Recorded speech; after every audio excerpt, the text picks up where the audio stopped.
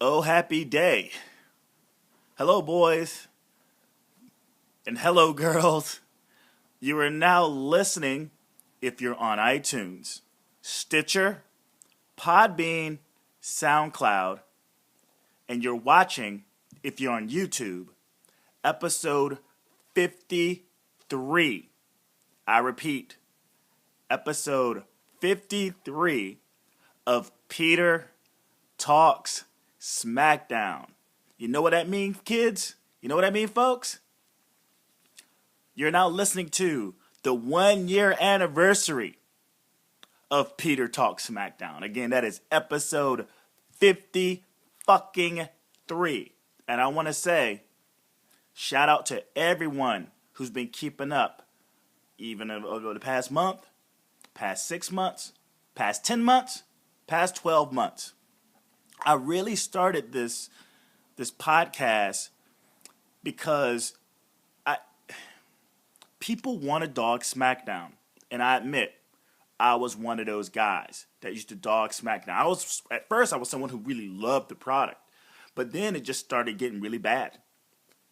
There was no reason to watch it. There was no storylines being brought together, say between SmackDown and Raw and what have you, and I think that was maybe all because of the brand split, but nevertheless, y'all know how I feel about the brand split. I don't care. But you give me great storylines, and I don't give a fuck. I started reviewing SmackDown because no one else was really doing it, honestly. I mean, I guess there's some floating around somewhere, but it's hard to come across SmackDown reviews, and plus I felt like I was missing out on something.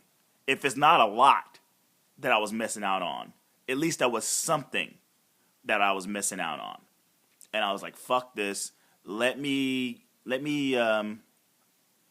dive into watching this," because it wasn't like I started watching it and then started doing the podcast, but I started watching it to sort of see if I wanted to do it or not. And when I saw that it was actually some cool stuff happening, I was like, hell, why not? Some cool things happening. Not a lot of cool things, but some cool things. And I would say over the past year of me doing this, there's been a transition of the show to what it was a year ago, which was more or less a brand split, more, and now it's more tied into what they're doing with Raw, to where storylines that happen on Raw happen on SmackDown, and it kind of, crossed over. But one of the things I don't like, and I would say moving forward, is I hope they get away from it, is treating matches on SmackDown like it's a house show. You'll get a lot of matches, like sort of run-through matches, seated chemistry, what have you, on SmackDown, and then you see that same match, a better version of the match, per se, on Raw. They maybe change some things. They're testing people's strengths. They're seeing people's weaknesses. And that's what happens. This is what has been happening on SmackDown. And they kind of got away from that now. It was almost guaranteed every week that you were going to get a match twice. If it showed up on SmackDown, then it was going to be again on Monday. So, and they've gotten away from that, which I'm happy about. Again, since then, they've gone from Sci-Fi to USA. I still don't know why Sci-Fi decided they wanted to drop them. I don't know if it was going back into it. I think it was a matter of Sci-Fi not wanting them. I think it boiled down to they wanted to just get away from wrestling and do more science fiction stuff. And the USA Network was like, fuck, we'll take it. Hell yeah. And since then, and even the opening day of SmackDown on USA, it was like John Cena showed up. And he was basically the cheerleader for Kalisto versus Del Rio. And ever since then, right now, over the past couple of weeks, with Ranallo at the helm, he's the play-by-play guy with Jerry the King Lawler, who's a heel, and Baron Saxton as the baby face. They've basically turned Thursday Night Raw, what was on Friday at first, not as on Thursday. They've turned that to a bona fide like Raw B. It's not SmackDown anymore. It's like Raw B. And I don't know if everyone else has sort of noticed that or not, but that's what's happening over the past year with SmackDown, and I'm happy to be part of. You know what I'm saying? I can go back in the volumes and of these and see the changes from, say, the opinions that I made from a year ago to now. It's about a certain wrestler, about a certain situation, about a certain gimmick, about a certain storyline. It's pretty fucking cool for people who've been doing this for like 2-3 years, and they go back, within within the library and find out how they felt about a certain wrestler or felt out about a certain gimmick or certain storyline. It's kind of cool because wrestling is definitely, what is it? It's a continuous story. It's a story that doesn't stop. You can feel one way one day and feel another way about another thing in a matter of days, in a matter of months, So I'm, this next year, in my what do you call it? In my time hop, Peter Talk Smackdowns are going to be showing up, and I'm going to, in fact, listen to them, and not listen to myself, but like just check them out and see how I feel about this certain wrestler or something that was happening that I could actually fit into into this podcast moving forward. Interesting stuff. But again, anyone who's been listening, anyone who's been downloading, sharing, liking, leaving comments, I really do appreciate you guys. And I'm going to keep doing SmackDown until I can't do it no more. Peter Talk SmackDown until I can't do it no more. 1 year in the bag. Let's make another year happen. So without further ado, enough with the lip service. Let's get into this SmackDown. A SmackDown that's from Atlanta, Georgia, on the road to Roadblock. Y'all know how I feel about this Roadblock thing. It's surrounded by the idea that Dean Ambrose basically suckered the cerebral assassin into a fucking championship match, which I still think is kind of loony. You're the cerebral assassin, but yeah, you got this dumbass kind of hooking you into a championship match. I just find that very, very ironic. But yes, we're on the road to Roadblock, on our road to WrestleMania. And the show starts off with Dean Ambrose. And Dean Ambrose comes out, and he's reeling from just the past 2 weeks. He's been catching beatings like you wouldn't dare understand. Whether it's from the triple threat match and the beating he took there, to the beating that he took from Brock Lesnar in the parking lot, the beating that he took at the end of the Raw, wanting a match at WrestleMania, to the beating he took the night prior by Triple H. The guy's been taking a fucking beating, and as they would say, take a licking and keep on ticking, right? So he's out there, and everything's all fucked up about this guy. And he basically recaps his encounter with Triple H. He shoots on the idea of him challenging for the belt at Roadblock. And then he goes into kind of a dead space in terms of his promo, who he's going to defend his belt against. And that's where it kind of take a dip in his promo, where he wasn't necessarily ready to have that discussion, or whoever wrote that didn't know what the fuck they were writing, because it just turned into him blabbing about wanting to defend the belt versus wanting to go up against Brock Lesnar. And that's just me nitpicking, about this. It is the nitpick sort of thing, but like, it just took a dip. It was making no sense after, when he was talking about having the belt going into WrestleMania. And then Owens comes out, and he goes last night on Raw, which is like, come on, Kevin, you know better than this. So it's Thursday night SmackDown, and we all know that these are taped on Tuesday and then aired on Thursday. So what happens in the commentator's booth, they always stretch it out. They say Monday night. They don't say last night or days ago. They say Monday night to have an issue with time. You know, they don't, everyone knows this, that it's presented taped, but they don't want to give that off, you know, as a television show. So they always say Monday night or 3 days ago. They don't even say 3 days ago. They just say Monday night. This motherfucker comes out and he says last night on Raw. I just thought that was funny. That was another nitpick thing. But he's basically come out and he's talking shit to Ambrose about basically being the Intercontinental Champ, and basically teasing him about all the ass whoopings he's been taking. And then he shows up and he's like, well, I can't, you know, maybe you're thinking I'm going to do something to you. You're all bruised up and can't move. But then he tries to take a cheap shot, which gets dodged and results in a chair shot given by Ambrose.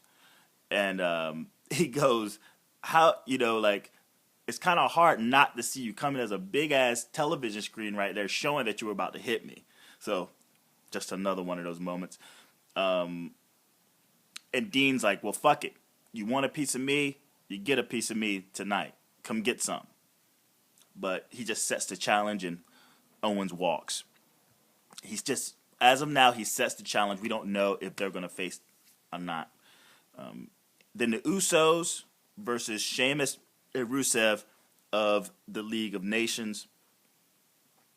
And this match itself is nothing more than Jey Uso catching a beat down for Jimmy to catch a hot tag.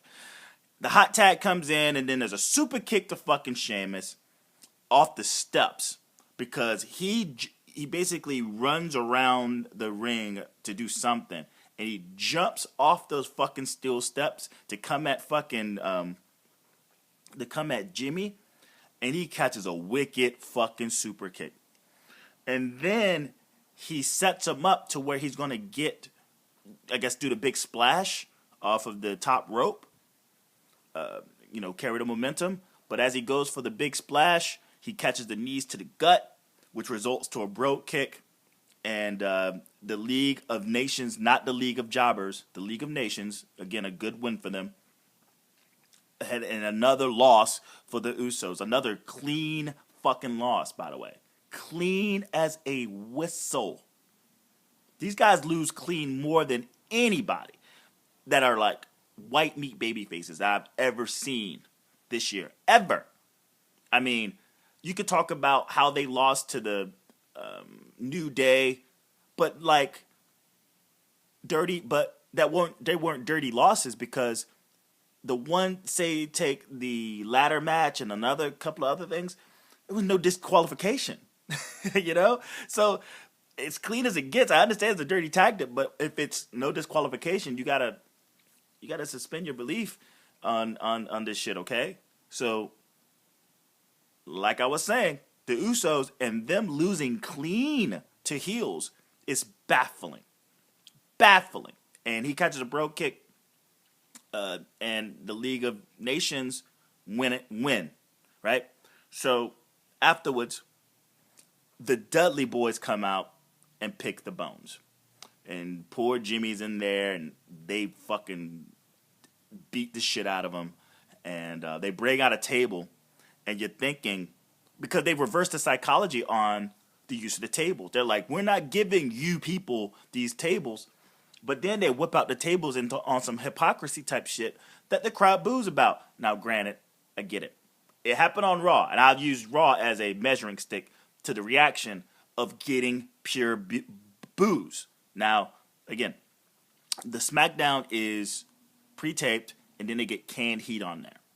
But I'd imagine behind that canned heat, people are still kind of booing them for whipping out the tables when they're like saying like, fuck you, fuck those tables. So they bring it out, And you're thinking they're going to drop Jimmy on that fucker. But they don't. They just bring it out. They just bring it out and then they kick it over. What you think about it? It's really, really funny. They're growing on me as a heel tag team. I'll put my foot in my mouth moving forward, but they're great. The promos are great. Their performance is great. And I'm just waiting for them to go up against somebody. The Usos are beaten down, and I would like for them to actually get a win on maybe at least two babyface teams before the Usos actually make a comeback and beat the Dudleys, or to be a waste of time, right? Like, just shoot them into a feud with the Usos where they're going to lose 2 out of 3, or unless it's going to go into WrestleMania. I mean, I see this feud basically going into Over the Limit. I mean, Over the Limit. I think that's what it's called. I think that's, I see that happening, you know. So who's to say?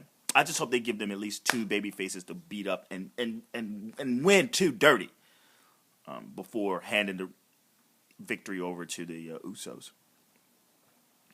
We get Miz versus Ziggler in a stupid, I mean, they work together well, but this is just another sort of storyline thrown out there, even Stevens bookings, that was based 2 weeks ago on a backstage segment on Raw. Right? So we got nothing for these guys. All right, let's do like a even Stevens booking for this. So if you've been keeping up, the Miz won on Monday with the roll-up, and Ziggler wins this with a backslide pin.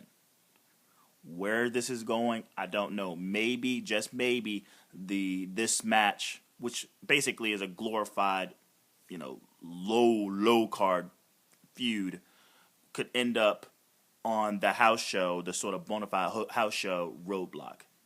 And maybe that could prepare the both of them to go after, I don't know which belt, whether they go after the Andre Over the Top Battle Royal victory, or they go after the IC belt, or they go after the US belt, being the latter match. I did say on Peter Jake Talks Wrestling, episode 81, that it'd be cool if the Over the Top Battle Royal involved the Intercontinental belt. But who's to say? But Ziggler wins with a backslide, 1-1, Roadblock, here we come. The Golden Truth. Now, over the past 4 weeks, Goldust has been trying desperately to get RTruth to tag up with him. And they've had zany, wacky little vignettes and packages where Goldust was trying to convince RTruth, and RTruth just turns him down every time. Just this past Monday, RTruth laid into him and told him to fuck off, basically. And it hurt Goldust's feelings. He's basically given up on the idea of them being a champion, being a tag team, and that he's sort of like, whatever, dude, fuck out my face. So this segment is Goldust eating by himself and catering. And actually, RTruth has had a change of mind. It's like a woman. Oh boy, I almost got some heat on that one. But it's like a relationship, right? It's like, whether a guy or a girl, right? Where you're doing any and everything to woo them. I mean, you're going all out your way to woo this person. And they ain't having none of it. I mean, none of it. Right? And then as soon as you turn around and you're like, well, fuck them. I don't need these motherfuckers in my life in the first place. That's when the thing goes off in their brain, going like, oh no, they're going away. Let me present myself as in someone that is interested, right? And that's what this is. So he's been chasing RTruth. RTruth turns him down. As soon as he goes, fuck off, all right, I'm done, after you lean into me about how much of a fucking piece of shit I am. All right, I'm a piece of shit. I'm over here. You're looking for me? I'm over here. And now RTruth sees Goldust eating and catering. Well, where they spend a lot of their time. And he joins them, and he's like, you know what? I like the idea. Golden Truth. Awesome. Shit's awesome. And Truth is like, I don't believe you were a motherfucker. And you want to make me seem like an idiot? Because what happened maybe 2 weeks ago, he had a cake that said Golden Truth on it. And RTruth put it in his face. So he was thinking, well, I got this food right here. What are you going to do? Put this food in my face? So how about I put the food in my face for you, all right? Boom. Eat a dick. Fuck off. I don't trust you. I don't believe you. And that's how that segment ends. With Goldust basically denying anything that RTruth is saying. He feels that he's going to kind of grease him up only to let him down again. But he leaves with food in his own face. We get the rematch for the number one contendership between Becky Lynch and Sasha Banks. Last Monday, it ended in a double pin. And again, because a bunch of headbutts, and they're like, well, why did that? It's like, no, the headbutts concussed. I did the quotations if you're listening, with the fingers. Concussed Sasha Banks going down for that sort of barrel roll. And so she pinned herself as well. Like, that's why that ended that way, right? The rematch, again, is on Sunday. Today is Sunday. By the way, I apologize for the late podcast.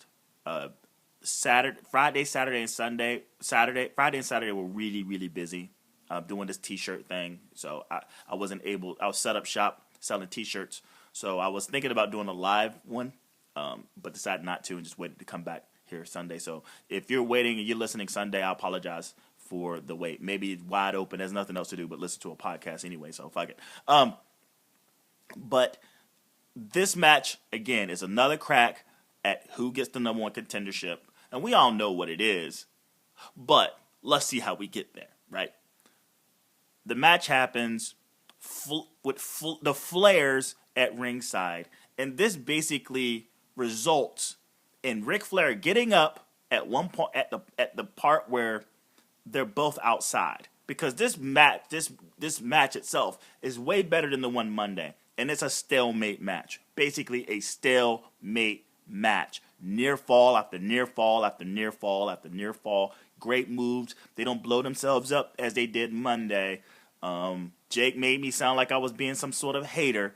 I listened to other podcasts and they say the same thing. They overexerted themselves and it didn't look good coming out. This one they didn't.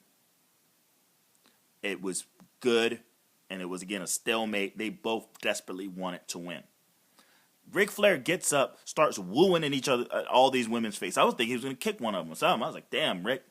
But he's in their face. Woo, woo, woo. Crowd's going crazy. Woo, woo, woo. And then, as it seems that Becky Lynch and Sasha Banks have had enough of his wooing ass,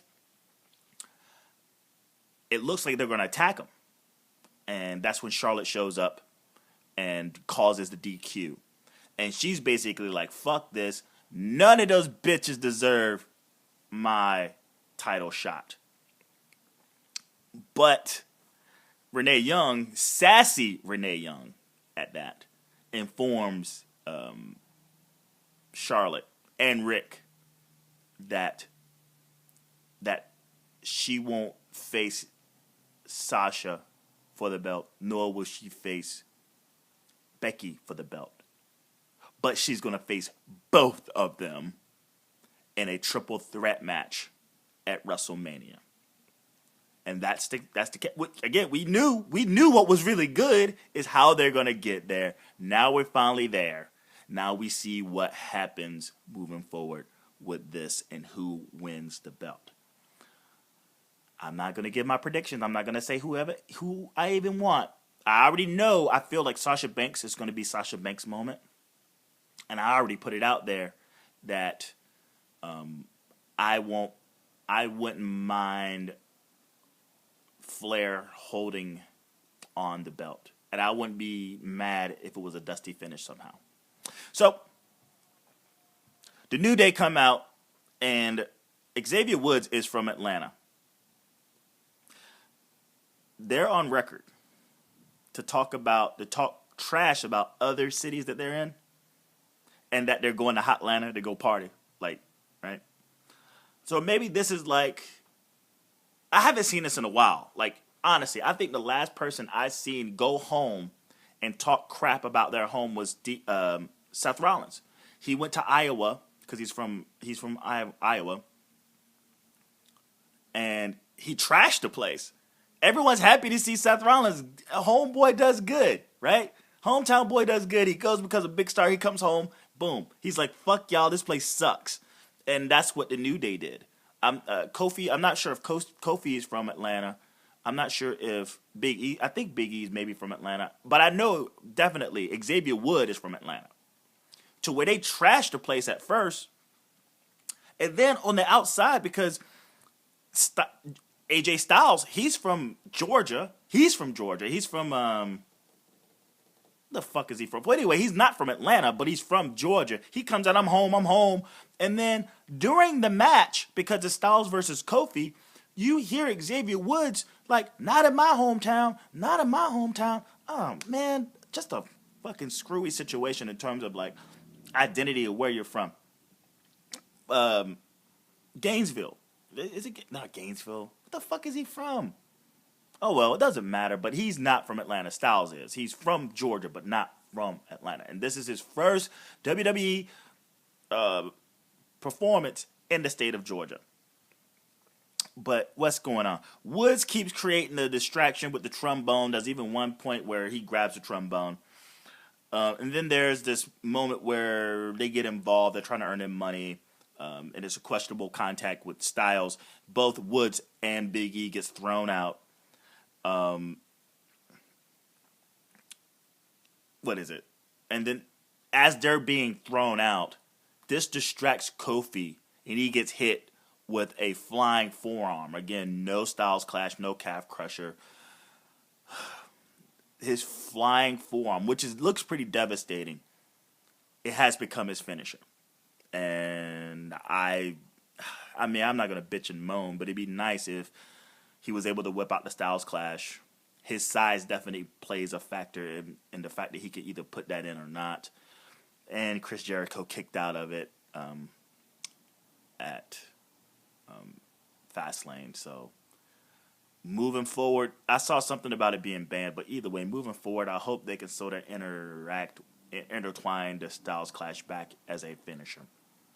Unless that's not going to be the case. And then after he gets the pin, Xavier Wood and Big E, who hadn't left, they're just halfway up the ramp, they run back and they corner Styles, and then Styles becomes parkour all of a fucking sudden, and he escapes. Yeah, no Jericho. I guess this is to play up the match they have moving forward for the belts. All right, we got Bray versus Brock. Oh, man, yeah, we just found out that Bray versus Brock is at Roadblock. Okay. Clean it up, WWE. Because, yeah, since the Royal Rumble, they targeted Brock Lesnar. And then Brock Lesnar ends up in this triple threat match. And now he ends up in a match with Dean Ambrose. Now, Dean Ambrose had the match with fucking Triple H. And Bray Wyatt has a match with Brock Lesnar at Roadblock, again, which is a glorified house show. I mean, this is it is an event special, but the whole point of it is that it's just something for them to do until they get to WrestleMania to get up their buy rates. That's it. This is it. So they're taking like a house show, and for those who haven't bought a ticket yet, they've actually jacked up the price on the ticket, because it's going to be a network special. And then they're throwing in these sort of Raw / sort of pay-per-view matches moving forward. And the jerking of Brock Lesnar and basically Brock Lesnar, the real jerking of the Wyatt family in this whole situation, and then the jerking of Dean Ambrose, it's just like,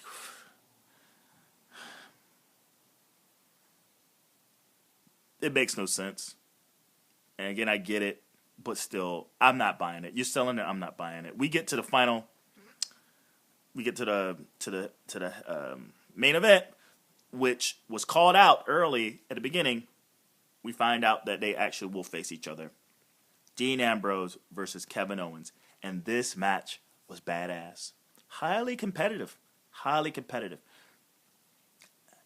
Super high paced the entire time. If you're listening and you didn't watch the show, I guarantee they got that match. At least that match itself on .com or on the YouTube page. Or you can go to watchwrestling.to and look at this main event. Because it's badass. Ronaldo calling this, he's losing his shit. And it's probably one of the first times that he's actually called a really super high-paced, high work rate match on SmackDown. I mean, again, he's going off. It's like it's pretty cool. It's good, really, really good. So if we're checking out, Ambrose wins with the dirty deeds. Even during the match, he just keeps going for it,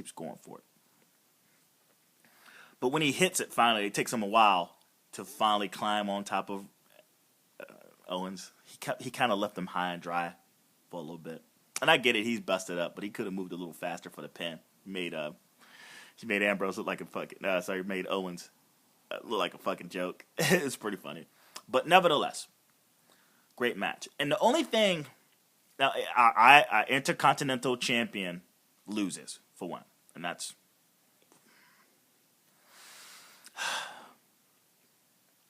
it just shows that belt ain't shit to Ambrose any longer, knowing that he has a shot at the World Championship. But on top of that, he lost the Intercontinental belt to Kevin Owens in a triple threat where he didn't even get pinned, right? So he beats the Intercontinental champ. But we look at this sort of 12-minute match, and I go, my God, he's going to face Brock Lesnar at WrestleMania. Yeah, it's a street fight. But if he's barely squeaking out a victory from Kevin Owens, and then he's going to face Triple H at Roadblock, and if he gets beat, or I don't know, he's going against Brock fucking Lesnar, man. Now, I feel like WWE writes themselves into a corner sometimes. And you're dealing with Kevin Owens, your Intercontinental champ, your new heel, your new asshole, a guy with some crazy momentum, crazy fanship, right? A lot of history behind him. And you're grooming him to be like this really excellent heel. But you're jerking him around.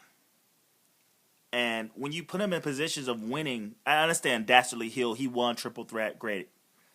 But when you're positioning him to look weak, not only look weak to someone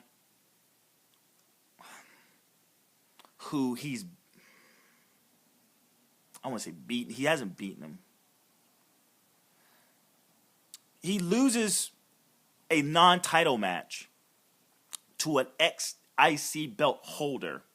It takes him a while for the pin. But you still put him in a big match to lose. Right? It's like we want to put him in a big match. We want to take him seriously. But we're trying to get this other guy over, so we're going to use Kevin Owens to get this guy over. If that makes any sense, and I just go like, well, you got this guy, you want to give him some real momentum, but when you put him in situations where he's losing to a stepping stone, he becomes a stepping stone to a stepping stone that is Dean Ambrose. It doesn't really help his character. It doesn't really help with any and everything you're doing, right? With this character, this Kevin Owens character. And Dean Ambrose, a stepping stone over a stepping stone, having him barely squeak out a fucking win against a guy that's been barely winning, it just makes you go like, what the fuck? What the hell? You could have tried it someone else out there. You could have tried it someone else. I mean, you could have tried it Ryback out there, because who gives a fuck about what you're doing with Ryback right now, right? You want to make Ambrose look at least somewhat strong? Right now, Ryback is an asshole, right? He doesn't hold a belt, and he's just been in limbo with this gimmick and his character. So you want to get out there, you could have pinned Ryback.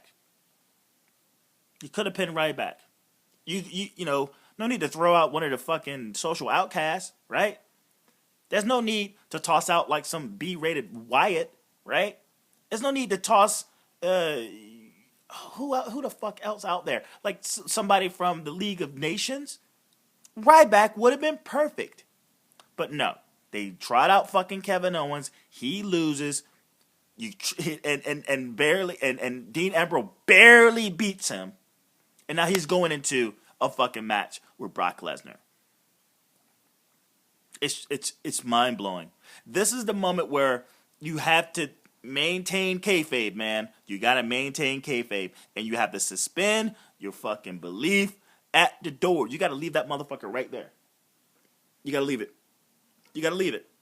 Because if you're telling me that this guy who has not only a fucking world championship match against Triple H, he also has a fucking WrestleMania match against Brock Lesnar. You mean to tell me that he has at least a chance? And suspending my belief. Believe me, if this motherfucker has at least an inclination of a chance, like a fucking hair of a chance, against either one of those motherfuckers, a competitive match, what have you, and you can call me a monkey's uncle. Because it just makes no sense. If they're going to give that, and I get it, the match is the match. But he has Brock Lesnar and fucking Triple H on his plate. To squeak out a victory on Owens did his gimmick, did his character, did his storyline no favors. And I get it. He's beat up. He's beat down. I get it. I fucking get it. But he still has the matches. It doesn't make the matches any more, I don't know, they don't make them any less important. Right? This guy, they're building him up to not have a chance. And I understand, you know, the underdog, what have you, but it's Kevin Owens. He could have beat Kevin Owens faster. It could have been a lot more of a dominant performance by Dean Ambrose, knowing that he's going to face Triple H and Brock Lesnar moving forward. It makes no sense. It makes absolutely no sense.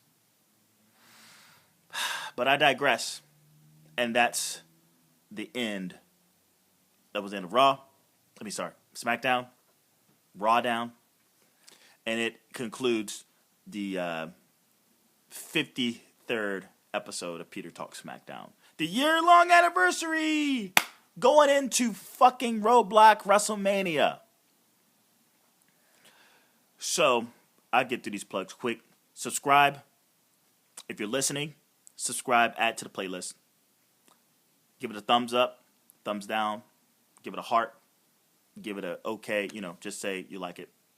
Leave a comment below. If there's anything I'm saying that you agree, anything you don't agree with, just leave a comment. You can also hit me at PJTW Central and also Ellen Japanese, LINJAPANESE. Hit me, either leave a comment or even hit me on those Twitters. The Ellen Japanese is also my Snapchat. Again, if you want one, cutthemusic.etsy.com. Again, cutthemusic.etsy. If you want your own little snap code on a shirt, make it like on the breast. You can do a little decal. A couple of other shirts also. That's my new venture right now. But Snapchat, Instagram, Twitter, that's Ellen Japanese. And then you can also share. Sharing is caring. Whether you're on Facebook, Pinterest, it don't matter. Instagram, SoundCloud. I mean, there's a whole host of ways that you can share. Blogger, fucking Flickr. Doesn't matter. There's a whole host of ways to be able to share that. So Tumblr. So please share. And I think that's about it. Tomorrow, live. Well, tomorrow is two things happening. We have the New Day podcast finally. It's been, the past 2 weeks have been nuts, so I haven't been able to do it. So this week, the return of the New Day podcast. And then later that night will be the live streaming of Peter's Raw Recap, the live stream. And then this Wednesday, Peter and Jake Talks Wrestling goes live as well. I got a new app. I got this app that I can stream live from my iPad. So I'm going to test it out with Peter and Jake Talks Wrestling. I hope it goes smoothly, what have you. But again, it's going to be at 5:15. So if you're watching, you're listening, we're going live. We're doing live! 5:15. Episode 82 of Peter and Jake Talks Wrestling. It's going to be fun. And Peter Talks Smackdown will be back next Saturday. So thank you so much. Again, subscribe, like, all that stuff. And enjoy the rest of your weekend. Enjoy your Sunday. Have a awesome week. And watch out for those foreign objects. Peace.